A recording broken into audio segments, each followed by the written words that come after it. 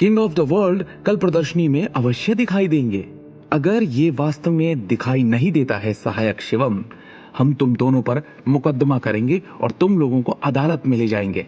जब वो समय आएगा तो तुम दोनों के पास आज्ञाकारी रूप से कंपनी छोड़ने के अलावा कोई और विकल्प नहीं होगा, समझे?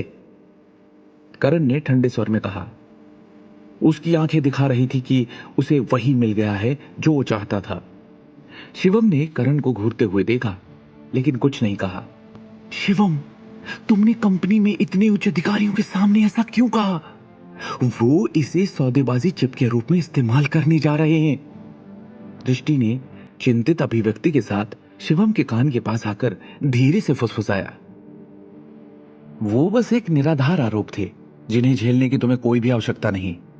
इन्हें जो भी कहना है कहने दो, चुपचाप सुनो और मैं जो करूंगा उस पर ध्यान दो। शिवम मुस्कुराया और कहा, दृष्टि, ऑफिस का टाइम खत्म हो गया है, चलो घर चलते हैं और पहले खाना खा लेते हैं। तुम अभी भी खाने के मूड में कैसे हो?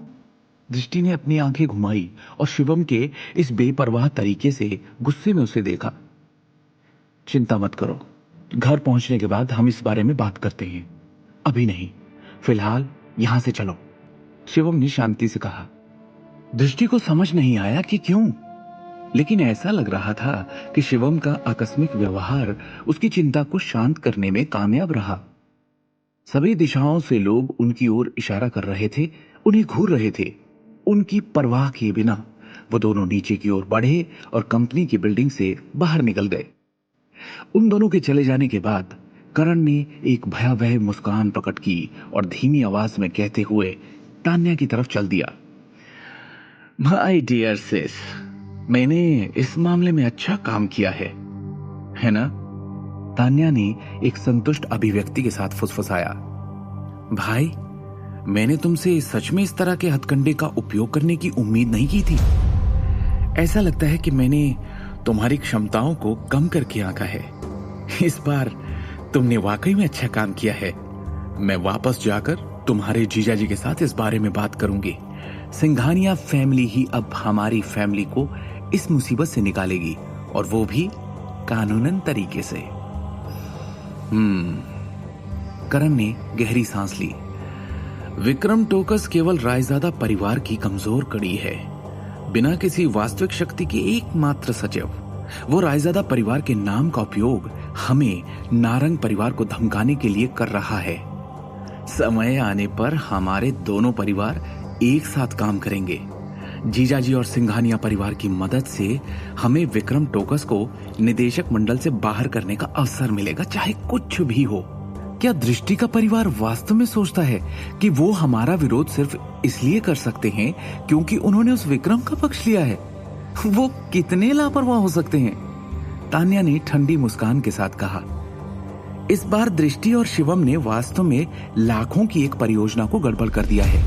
यहां तक कि विक्रम के कंपनी के अध्यक्ष के रूप में उनके पास स्थिति को कवर करने में उनकी मदद करने का कोई कारण नहीं होगा। इसी तरह हम उन्हें कल तक कंपनी से बाहर करने में सक्षम होंगे।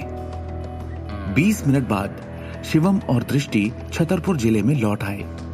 जैसे ही शिवम ने प्रवेश किया, घर के दोनों बुजुर्ग सोफे से उठे और घबराकर पूछा, शिवम, उन गहनों का क्या हुआ जिनके लिए दृष्टि जिम्मेदार थी?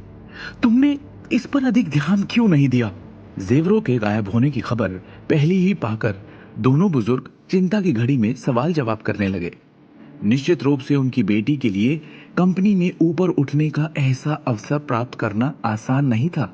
अगर इस बात के कारण उनका जीवन बर्बाद हो गया तो वो जीवन भर पछताएंगे। शिवम उन्हें गंभीरता से देखता रहा और सोचने लगा कि अब क्या करे। अब क्या करेगा शिवम? उसने जो वादा किया है कि कल प्रदर्शनी में किंग ऑफ द वर्ल्ड होगा, उसे वो पूरा कर पाएगा? कैसे लाएगा वो वैसा ही गहना फिर से इतने कम वक्त में? दृष्टि कैसे जूझेगी इस मुसीबत से और कैसे शिवम उसके हौसले को वापस लाएगा? क्या ये दोनों कामयाब होंगे या करण और तान्या दर्श सिंघानिया के साथ मिलकर विक्रम और दृष्टि को कंपनी से बाहर निकाल देंगे? आगे की कहानी जानने के लिए देखिए अगला एपिसोड सिर्फ पॉकेट एफएम के यूट्यूब चैनल पर, और शिवम द हिडन वॉरियर के सारे एपिसोड्स को सुनने के लिए डिस्क्रिप्शन में दी लिंक से डाउनलोड करें पॉकेट एफएम ऐप।